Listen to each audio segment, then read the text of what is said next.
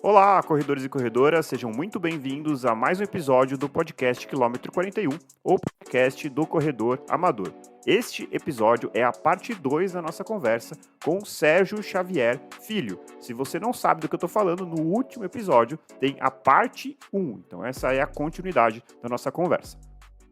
Eu acho recomendo. que se fosse isoladamente pelo lado esportivo, a gente poderia estar acompanhando um atleta profissional, né? Eu acho que o legal é entender Isso. essas pessoas que são comuns, né? Sim, claro, eles são amadores de alta capacidade, né? Mas assim, tem as suas vidas profissionais por trás e esse enredo, assim, o lado humano que conecta a todos, né? E a figura do Portuga, assim, em pouco tempo você vê, você tá torcendo, não, vamos pegar esse cara, porque esse cara é muito chato.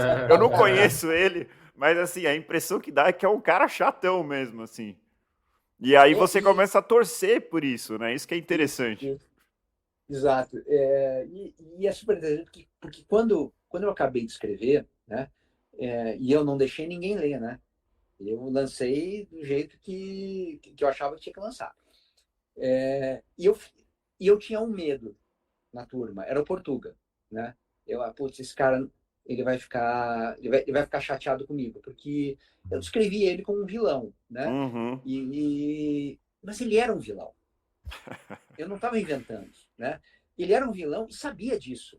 E gostava disso. Né? Esse que é o ponto. É O vilão o cara convicto. marrento, é o cara que tinha performance sem seguir a planilha, tinha ali uma genética bem favorável, é claro, treinava pra caramba, mas ele não seguia as recomendações do Marcos Paulo, então o próprio Marcos Paulo queria destruir ele, né? Foi daí que começou, né, toda a história, né? E é muito interessante porque uma das histórias que eu mais gosto, né, que essa não está publicada no livro, né, e eu só fui saber muito tempo depois, porque só aconteceu muito tempo depois, né? É um dado momento, o livro é lançado, etc. E um dia está o Portuga, que foi um super atleta, né? Assim, um amador muito bom mesmo, né? Mas já está lá, meio aposentado, e ele encontra uns amigos muito ricos, né? Um filho do amigo rico está lá nadando para fazer triatlo com um personal americano, australiano, sei lá da onde, né?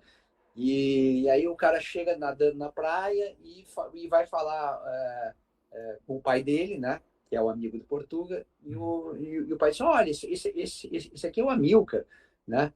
Ele é um maratonista sub-3, né? 2,43. E o cara fica meio, tá bom, beleza, você está achando que é uma mentira.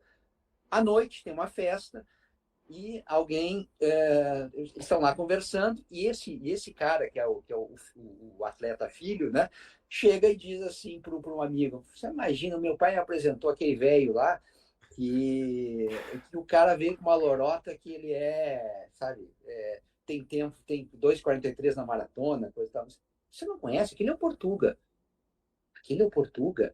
E aí o Portuga é uma lenda, mas o cara não ligou que o Amilcar era o Portuga. E aí, desculpa aí, não sei o quê. O cara foi imortalizado, né? Dentro do. Então, ele adorou a história, né? É o vilão que não tem nenhum problema de ganhar esse rótulo. Muito bom. Mas o livro é incrível, assim, a forma como é escrito, né? E eu acho que foi uma baita sacada, né? Contar as histórias de forma separada, depois elas vão se unindo. Então você acaba um capítulo e você já quer ler o outro, porque você fica intrigado por que aquela história está sendo contada. Daqui a pouco vem a história, sem spoilers, mas do Felipe. E aí, pô, tem uma hora no livro que você quer chorar, né? Então, assim, para quem está nos ouvindo e não leu ainda esse livro, ou leu há muito tempo, vale muito a pena relê-lo ou adquirir, ler, viu? É realmente fantástico. Você sabe, Murilo, que eu tive uma experiência bem estranha, né? Porque, beleza, eu escrevi o livro, né? E mil histórias, lançamentos, a gente fez vários lançamentos, né? Pelo Brasil todo. E de vez em quando tem, né, debates, a gente já fez alguns debates com ele juntos. Enfim, a gente vai vivendo o livro. Quando foi para escrever no ano passado essa história dos 13 anos depois, o que aconteceu com cada um deles, eu tinha a obrigação de reler o livro, né? Para, né, saber detalhes, para poder continuar a história deles, etc. E aí foi o mais louco, né? Porque eu fui lendo e eu fui me emocionando. Aí eu fiquei, mas como assim? Fui eu que escrevi isso. Esse, não tem cabimento. Essa emoção já foi, né? Mas não, ela voltou, né? Então, porque é uma história deles, né? Não é uma história minha. A história de vida deles é muito, muito emocionante mesmo. Então, eu caí na minha própria armadilha. Muito bom. Ô, Sérgio, então, assim, bom, Operação Portuga 2.0, para quem já leu, vale a pena ler para saber o que aconteceu com todos esses personagens. E o livro está indo para o seu baile de debutante, né? Vai fazer 15 anos ano que vem, né? Não é isso? Isso. E continua atual, continua chegando a pessoas novas. No caso, eu sinceramente não conhecia e adorei o livro, achei incrível. Então, vale muito a pena. Queria dar uma passada pelos outros livros, né? Então, eu vou na ordem aqui, acredito que seja essa. Correria, Histórias do Universo da Corrida. Se quiser fazer... O Correria é o seguinte, na hora que a gente lança o Portuga, e vira um sucesso, começa a vender muito, vem o meu editor e diz, cara, você tem que escrever outro, rápido, né? Porque agora é a hora, não sei o que. Cara, não tem tempo, etc. Aí eu lembrei, não, espera um pouquinho, eu escrevi um monte de coisa, já ou para revista ou no blog. Talvez tenha jogo, dá uma olhada. E aí a gente viu que tinha jogo. Aí esse Correria é um livro de crônicas mesmo, né? Tem até uma reportagem, 2, 3 reportagens, mas é um livro basicamente de crônicas. E você pode ler sem ordem, né? Pode ser aquela coisa de, sabe, ler antes de dormir uma, no dia seguinte outra. Vai bem, eu acho. Funciona. Eu falei exatamente isso Murilo para o falou André quando a exatamente gente isso. entrou aqui na gravação, um pouquinho antes de você entrar, Sérgio. Ele perguntou, e aí, como que é o livro Correria? Eu falei, parece aquele livro que você deixa na cabeceira, sabe, de orações, assim, que você vai lá e pega uma por vez e lê toda noite uma, assim, porque é rapidinho, né? Tem umas de uma página, 2 páginas, então é rapidinho, bem então legal. a seita dos corredores agora tem um livro para se ler antes de dormir, para você sonhar com corrida durante a noite. Tem uns versículos ali, dá para inspirar. Maravilha. Depois, em 2015, vem o Vidas Corridas. Pois é, esse livro é um livro já de outra categoria, digamos assim. Esse é um livro um pouco mais de emoção. Por que de emoção? Até pelo bastidor dele. Uma das pessoas que participa, né, involuntariamente da tragédia da Operação Portuga, que acabou perdendo a filha, né, num acidente, o Alqueires é um super executivo, né, um cara hiper bem sucedido. E ele resolveu, depois que saiu o livro, que era um dos meus medos também, como é que ele ia reagir, mas reagiu bem, gostou do livro, ele resolve que ele queria fazer uma editora, né, de livros. E que nessa editora ia ter um segmento esportivo. E que o primeiro livro desse segmento esportivo tinha que ser um livro sobre corrida. Tinha que ser um livro sobre maratona especificamente. E que eu tinha que escrever. Aí ele me chamou no Rio, eu fui almoçar com ele, e ele disse, olha, desculpa, mas você vai ter que escrever esse livro. Né? Mas qual livro de maratona? Não sei, dá um jeito. Você pensa, mas tem que ser. Maratona, aqui, tá bom. E aí eu fiquei pensando, disse, bom, eu podia tentar achar gente que conseguiu melhorar a vida através de maratona, né? Que se deu bem na vida de alguma forma, que a maratona ajudando essas pessoas. E aí eu peguei gente variada, peguei super corredores, né? O Mansur, por exemplo, um cara que já ganhou prova de verdade, né? Um juiz aqui de São Paulo. Eu pego o Abílio Diniz, é o outro perfilado, tem 2 gêmeas maravilhosas, que correm muito, correm bem. Aí tem um publicitário que corre super devagar, mas é um cara que se conectou com a maratona de um jeito também impressionante. E aí eu fiz essa coletânea, o Vidas Corridas é isso. Eu acho que dá para também, você vai escolher os teus personagens, cada um lê o livro e acha, puxa vida, me identifiquei mais com o Mansur, me identifiquei mais com as gêmeas e por aí Muito vai. bom. Ô Sérgio, Legal. uma coisa que eu percebi, assim, nos livros, e aí eu quero saber realmente a sua opinião, assim.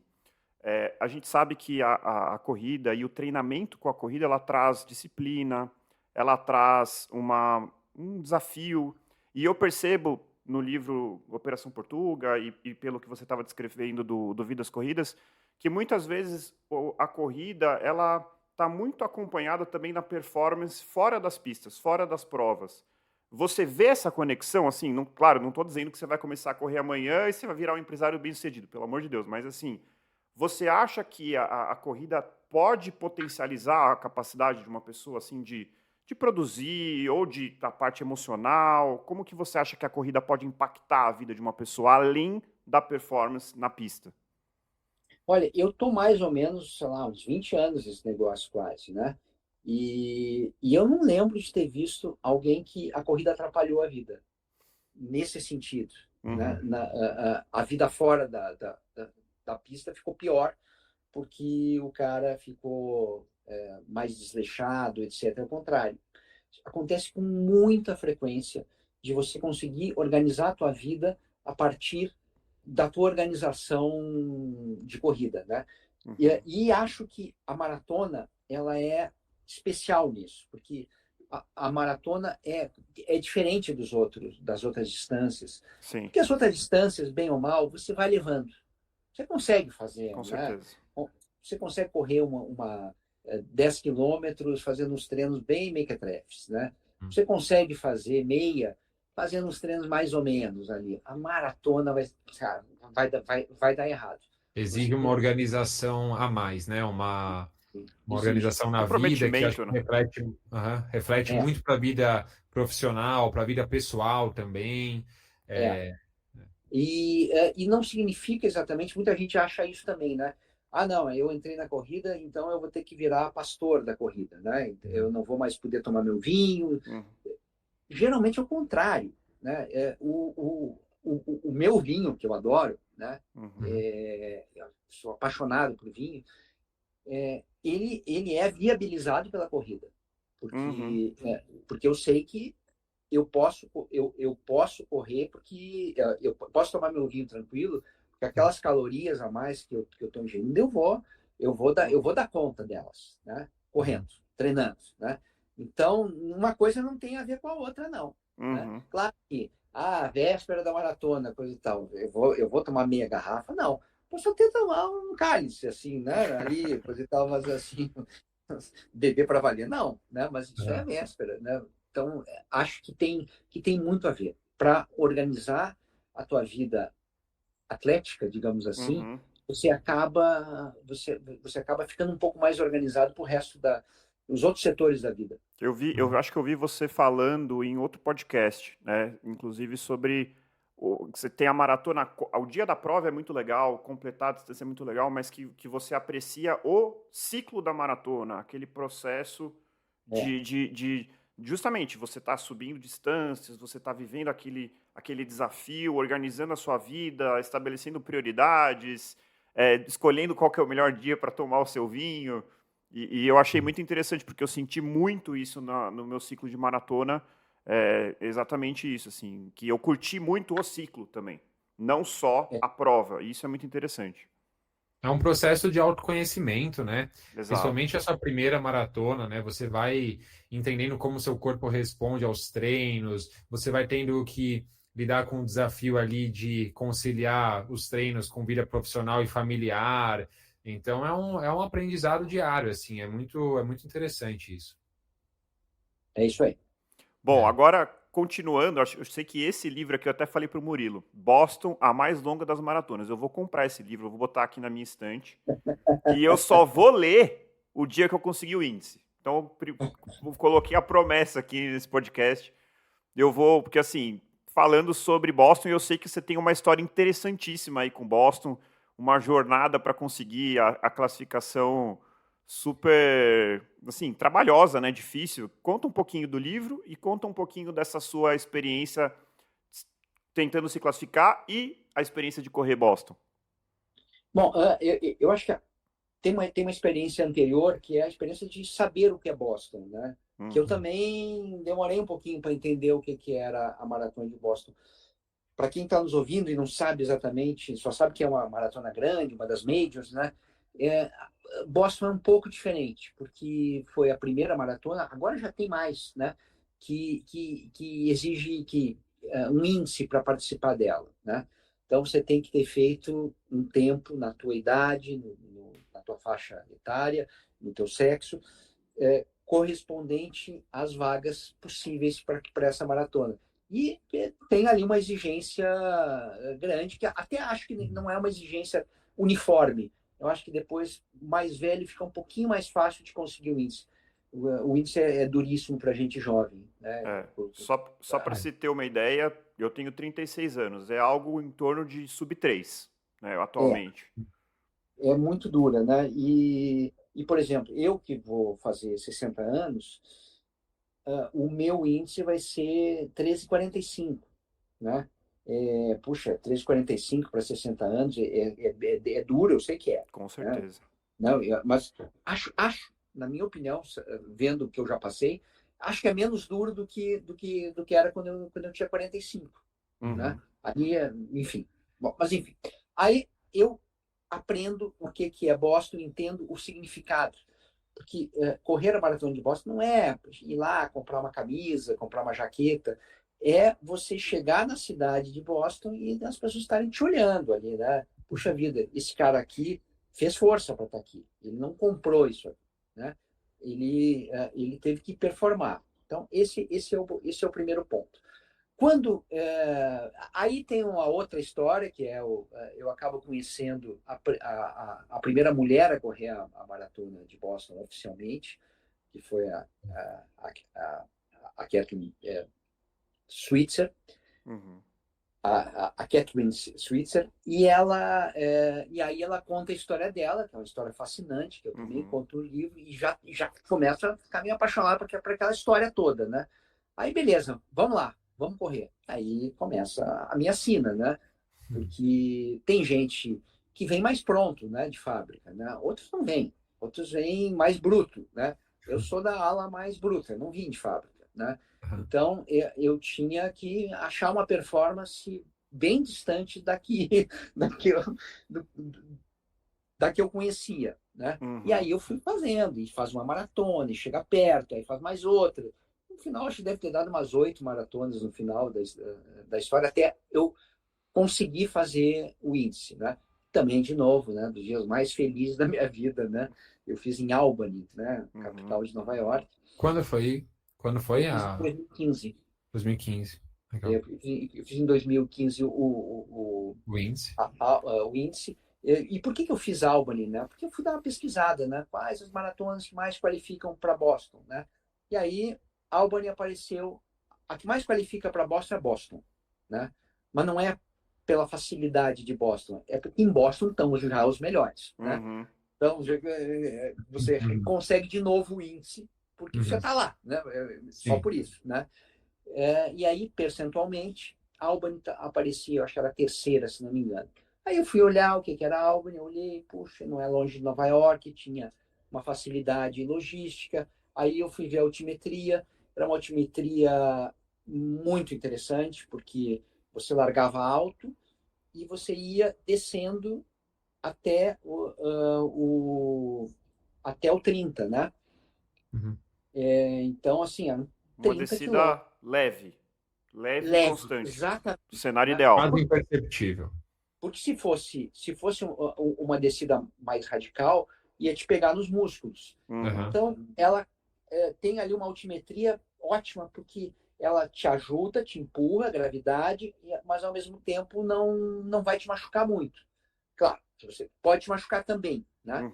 Dependendo da tua mecânica de corrida ali, mas não é para machucar muito. E só lá eu descobri a terceira e a mais importante das razões para você conseguir o índice lá, que é uma maratona pequenininha, 1.000 pessoas, e tem um monte de coelho, de pacemakers, né? Então são os caras, os marcadores de ritmo, né? Uma maratona super pequena tem lá uns 10 marcadores de ritmo, né? que é um monte de gente correndo junto para conseguir o índice de Boston, né? E se você consegue entrar num desses grupos, você tira o mental da tua Total. frente. Então, você consegue correr. Você consegue Perfeito. correr sem pensar. Isso me ajudou imensamente. E aí eu vou e consigo em 2015. Aí aí beleza, classifico, vou para Boston em 2017, né? E 2017 foi maravilhoso, porque foi o ano que a Catherine estava lá correndo também. Eram os 50 anos da maratona que ela tinha feito. Uhum. Então, tinha muitos simbolismos ali. Quando acabou, eu disse, bom, agora eu acho que isso aqui é um livro, né? Porque Uhum. tem a história de Boston, tem a minha história, né? Para se Que não, qualificar. que não é bem minha, né? Porque é uma história tão banal, no sentido de tanta gente fez parecido comigo, faz parecido, que um monte de gente que lê o livro diz, nossa, mas você está escrevendo a minha história. Eu também fui fiz Paris, fiz Nova York, coisa igualzinho. E é isso, a gente é E meio. servindo de inspiração para muitas pessoas que querem fazer, né? Sim, também, né? E aí, claro, chegando lá, né? Eu conto o que é um pouco a emoção de estar lá. Mas o interessante de Boston é que talvez a maior emoção não seja correr Boston, seja você se qualificar para Boston. Né? Uhum. São duas coisas que andam paralelas. Né? Acho Uhum. até que talvez a primeira emoção seja mais forte que a segunda. Tô até Muito vendo bom. já, acabando aqui esse episódio, vou receber uma mensagem do André aqui falando que se inscreveu na maratona de Albany, eu tenho certeza. Não, eu já tenho. Murilo, você não sabe, mas eu já tenho meus planos, tá? Depois a Ah, gente olha conversa. só.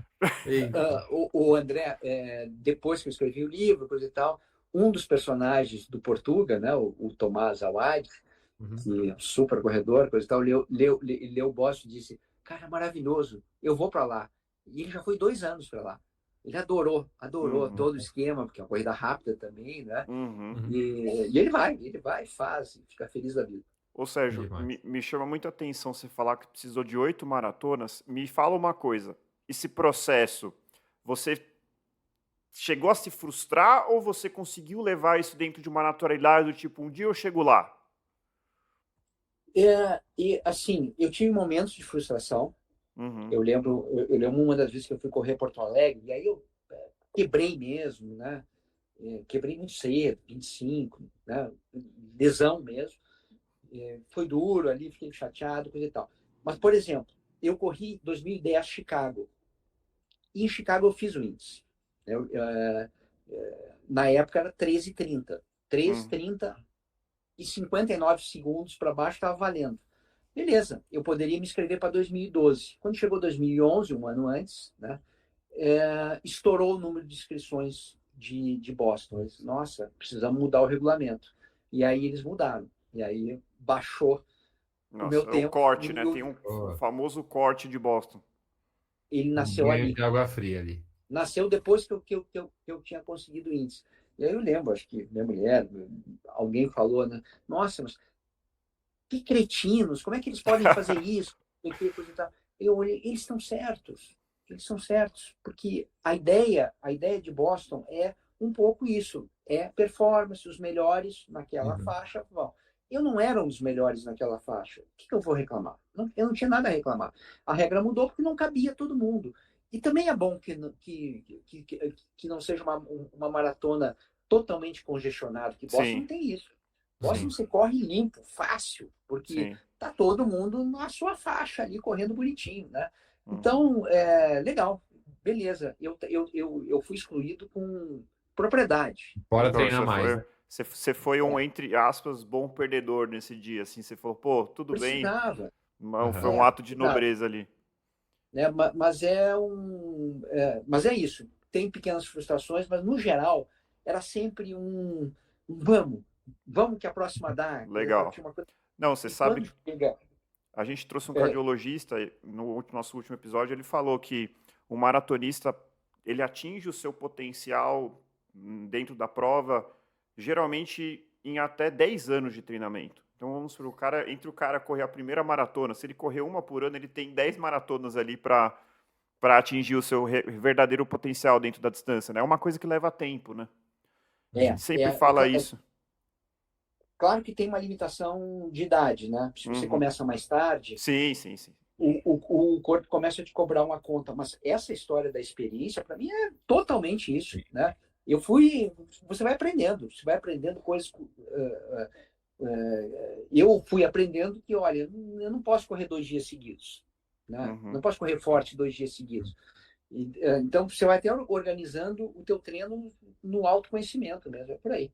A não ser que a pessoa seja muito beneficiada ali geneticamente, tem uma facilidade muito grande para a corrida, ela vai conseguir índice para Boston na primeira, segunda vez, né? Normalmente as pessoas penam bastante para isso e são pequenos ajustes que o corredor, a corredora tem que fazer ao longo da trajetória, falha uma vez, analisa o que deu errado, assim como tudo na vida, né? A analogia que a gente fez anteriormente. Então, por isso que o maratonista ali geralmente tem ali uma vida profissional e pessoal também bem equilibrada, de sucesso, né? São pessoas que prosperam ali em outros âmbitos também, porque levam da corrida esse aprendizado, né? Você sempre analisar por que não deu certo, quais foram os seus erros, o que você pode melhorar, e é isso, até que dê certo, né? E a pessoa vai continuar até que consiga, normalmente não para antes. Esse é o plano.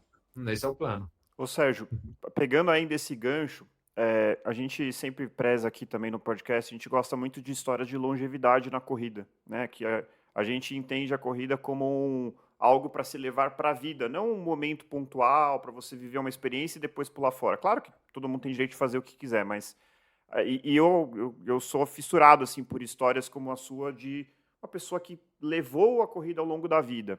O que você... Qual é o molho secreto aí? Qual que é a fórmula para não se cansar, não perder a vontade, continuar se reapaixonando pela corrida?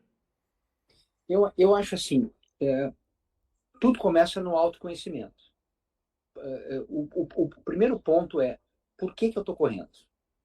Essa não é uma pergunta que você faça uma vez e responda e pronto, está resolvido. Não, a gente vai mudando.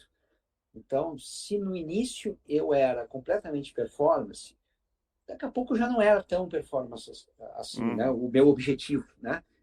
Eu quero fazer tal tempo. Daqui a pouco eu quero correr naquele lugar, né?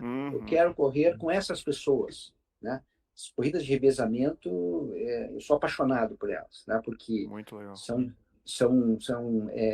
é o esporte coletivo, né? Corrida de revezamento é o esporte coletivo na essência, né? De se ir com uma turma e um torce para o outro e é esporte coletivo. Esse é o ponto. Então, você ir se fazendo essas perguntas. Legal. Amanhã de manhã eu tenho treino. Por que mesmo que eu vou levantar? Eu tenho um objetivo? Não. O meu objetivo agora eu não estou conseguindo pensar em prova. Beleza, então eu não vou pensar em prova. Então eu não vou para fazer um tempo run voando para chegar esbaforido. Não, amanhã eu vou fazer um treino de um ritmo leve. Porque isso é o que vai me deixar feliz essa semana, né?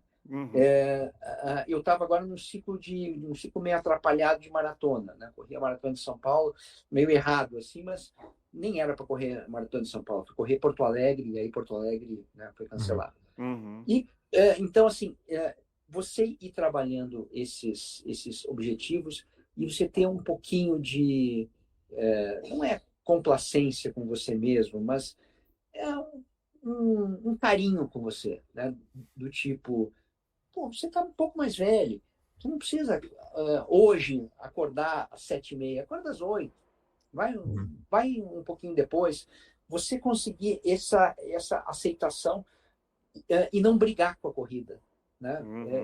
É importante, né? A corrida é amiga, né? Ela está lá e dependendo do que você propor para ela, que você propuser para ela vai aceitar, né?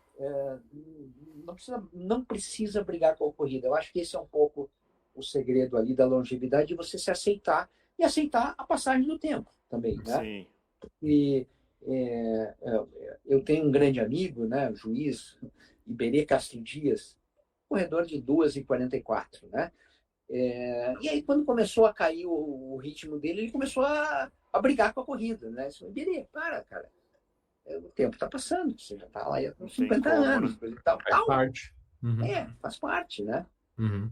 Mas, Assim, ó, olha que legal, Sérgio. Em 2016, no Correria, você escreveu o seguinte, né? Pegou ali do blog, né? Provavelmente. Escreveu assim, ó. No capítulo dos mandamentos, ou os 10 mandamentos. Se correr se torna uma obrigação, é hora de refletir. É muito esforço por nada. Quem corre sem sorrir perdeu sua tábua e não sabe mais qual é o objetivo. Saúde, performance, bem-estar, relacionamento. Correr tem um porquê, a diversão está relacionada a isso. Então, totalmente coerente com o que você acabou de falar, né? As diferentes fases da vida, você tentar encontrar o seu porquê, né? Então, talvez ali quando a sua performance comece a cair, vamos pensar um novo porquê. Talvez isso. seja o lado social, talvez seja se manter saudável. Então, tem os porquês. E quando você perde ali esse rumo, esse norte, né, do que te motiva, o que te levanta, o que te faz sair para treinar, é hora de refletir, né? É hora de refletir e encontrar um novo motivo. E acho que a longevidade está muito ligada a isso. Com certeza. Exatamente. O autoconhecimento está... Ele acaba permeando demais tudo, né? Inclusive você conseguir estender a tua vida atlética, né? Eu tinha uma pergunta aqui, Sérgio, que eu acho que na verdade você acabou respondendo com essa, mas vou fazer mesmo assim. Que é o que você falaria para o Sérgio que hoje está indo lá para o seu primeiro treino de corrida? Se você tivesse essa opção, assim, que você... Que a gente está falando de uma trajetória incrível, mas o que você falaria de conselho para aquele Sérgio? Eu diria para ele não ficar ansioso, né? E eu acho que algumas vezes na trajetória eu fiquei ansioso demais, principalmente com a história de Boston ali, né? Uhum. E isso, cara, relaxa um pouco, coisa e tal, né? Hoje mais experiente eu consigo ver. Nem sempre foi assim, né? Muitas vezes eu fiquei tenso demais, puxa, será que vai dar, coisa e tal, né? Acho que eu podia ter ficado mais tranquilo em alguns momentos ali, né? Não é uma grande queixa, mas eu acho que dava. Muito bom. Boa. E, Sérgio, uma longa trajetória, né? Falando de corrida, correndo. Conta pra gente, você enxerga no universo da corrida alguma mudança desde que você começou lá atrás até os dias atuais? O que você acha que mudou no mundo da corrida, nesse mercado? O que você vê nesse sentido, assim? As mudanças. Eu acho que tem uma mudança fundamental que é o pau de selfie, né? Eu acho que esse de verdade, é a grande mudança. Isso aí não é que não existisse, mas você não fazia muita selfie, né? Você corria, conversava, contava, coisa e tal. Acho que agora o negócio da rede social, eu acho que ela acaba, às vezes, mascarando e enganando um pouco as pessoas, no sentido de elas acharem que elas estão lá para prestar satisfação para os seus seguidores, né? E as coisas não são assim, né? A gente não... com raríssimas exceções, ninguém ganha dinheiro, inclusive, com isso. Né? Com seguidores, né? E virou uma maluquice mesmo, né? O que você tá... Você não está lá, né? Mas isso que eu estou falando vale também pro show de música que você vai, né? Vale para o restaurante. De repente você não está saboreando o prato. Sim. De repente você só está fotografando o prato e botando no Instagram ali, né? O show para mim é um negócio patético, né? Porque as pessoas ficam gravando e preocupadas com a gravação. Exato. Né? A E não estão olhando o show, A música não está entrando. E para piorar, a gravação com raríssimas exceções fica um lixo, né? Então, depois você vai deletar, inclusive. Né? Então você nunca vai assistir. E nunca vai assistir. Você só perdeu aquele momento que podia ser teu de a música entrar em você, né? A corrida é isso, né? É ali e agora. Se você está preocupado em contar essa história já, às vezes online, né? Talvez você esteja se desconectando com o teu objetivo. Eu vou contar Fala lá, desculpa, André. Não, eu vou contar um relato pessoal, né? Porque, assim, Eu sempre fui aquela pessoa bem low profile, assim, das redes sociais, nunca gostei muito de postar. Atualmente, por conta da minha assessoria, até do próprio podcast, né? Tenho me empenhado mais, criado alguns conteúdos.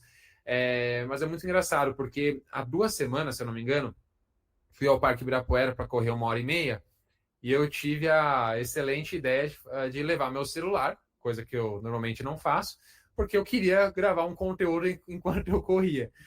E eu tinha 1h30 de treino. Foi a primeira vez que eu levei o celular para gravar vídeo, assim. E aí eu falei, rapidinho, em 5 minutos eu vou gravar o que eu tenho que gravar, guardo no bolso e acabou. De 1h30 eu levei 1h20 fazendo vários takes para um vídeo de 1 minuto e pouco dar certo. Eu tropecei, eu virei o pé, eu quase derrubei o celular várias vezes. Então o making off ficou muito engraçado, porque de repente estou segurando, falando e eu tropeço. E a grande reflexão quando eu acabei aquele treino foi: nossa, como foi vazio esse treino, assim. Eu fiz uma coisa importante profissionalmente, ficou um vídeo modesta parte interessante, mas a minha experiência ali com a corrida foi meio em vão. Eu não tive aquele momento introspectivo, de reflexão. Passou assim voando e eu só fiquei preocupado com aquela gravação e eu não curti aquela minha corrida. Então eu acho que vale essa ressalva, assim. As pessoas têm que tomar bastante cuidado com isso. O momento da corrida é um momento tão, tão seu, né? Tão próprio, e vale muito a pena vivê-lo de verdade, assim. Tem que guardar com carinho. Tem uma foto recente que eu vi, que é uma foto do LeBron James quebrando o recorde de pontos, se eu não me engano, na NBA. E tem uma foto das pessoas vendo, e assim, é só um monte de celular, você mal vê o rosto das pessoas. E no meio tem o fundador da Nike, o Phil Knight, e ele tá assim, sabe, com uma cara de contemplação, com o braço cruzado, olhando assim. E ele é o único sem celular na mão. E aí acabou que a foto, você bate o olho quando você fala, meu, o que é esse cara aqui? E é o cara que criou a Nike, assim. Ele tá completamente contemplando aquele momento, né? E ele é Quem mais aproveitou, provavelmente. Quem mais aproveitou, exatamente. Essa é a mensagem. Acho que vai muito nisso, na linha do que o Sérgio falou. Muito bom. Bom, caminhando então, não sei se o Murilo tem alguma pergunta adicional, eu só queria perguntar, Sérgio, diante dessa trajetória, que no começo eu até me perdi de tanta coisa, qual é o que o futuro do Sérgio nos reserva em termos de livros, projetos, o que a gente pode esperar para frente? Não, tem muita coisa que eu não sei ainda, né? Por exemplo, a minha relação Normal. com as maratonas está um pouco abalada nesse momento, porque eu fiz São Paulo, não foi bom, estou pensando, será que eu vou fazer de novo? Estou meio brigado com as maratonas, mas acho que é algo momentâneo, né? Uhum. Acho que eu vou me acertar com ela depois. Uhum. E tem algumas ideias de livro, sim, né? Um livro pode ser bem legal, não é sobre uma outra pessoa, que eu não posso falar ainda, porque não está certa, né? E tem ainda uma possibilidade de filme do Portuga, né? Isso aí é uma coisa que legal. ainda sendo negociado. Falando sobre o livro, eu pensei no final, nossa, isso podia virar um filme. Eu quase falei. Aí eu falei, não vou falar. Aí, olha lá, que legal. Nossa, seria demais Seria filme. demais, é difícil e tal, a gente já teve umas conversas, enfim, é possível, mas não é provável ainda. Né? Ô, Sérgio, mas você teve um lançamento de um outro livro que não é especificamente sobre corrida, né? Não. Mas pode falar, acho que vale a pena. Sim. É um médico, né, o Gabriel Gami, que é um mergulhador. Eles me contrataram para fazer o livro dele, foi ótimo, porque eu aprendi muito sobre coisas que eu não sabia, né? Um pouco sobre corrida de montanha. Isso é sempre bom. Sobre mergulho, né? E eu já fiz um livro também sobre os incansáveis, sobre judô, também, né? Aprendi bastante sobre judô. Fiz um sobre rugby, né? De um personagem, que é o Diego. E cada vez que aparece algo diferente que eu não conheço, é aprendizado, etc. Mas eu acho que tem livro de corrida para aparecer. Não sei quando ainda, mas se tiver vai ser legal. Histórias não aparecem quando a gente quer, né? Aparecem quando aparecem. Né? É isso. Aham. Sensacional, Sérgio. Bom, mais uma vez, queria deixar o nosso muito obrigado pela participação. Acho que ficou sensacional o podcast. Não sei se o Murilo tem alguma pergunta adicional, mas assim, acho que tanto o livro quanto a sua participação inspirou a gente, vai inspirar muita gente. Então, muito obrigado mesmo. Não, eu não tenho nenhuma pergunta complementar, mas assim, queria agradecer muito, muito mesmo, mais uma vez pela participação. Quem diria que o Murilo, adolescente lá, que lia Runner's World para dar os seus primeiros passos na corrida, estaria um dia aqui entrevistando o grande Sérgio. Então, obrigado de verdade aí por ter topado participar, Sérgio. Olha, ótima conversa. E conversas são ping-pong, né? Se a bola vem quadrada, não sai nada, né? E vocês fizeram ótimas provocações, me fizeram pensar coisas que eu não tinha pensado antes. Então, eu agradeço, acho que gostei da conversa, mas eu gostei porque vocês fizeram essas provocações. Então, valeu. Muito E obrigado. eu tenho sim, então mais uma ideia, então. Você falou que tá de mal com as maratonas. Quem sabe uma ultra maratona, né? Pronto, falei.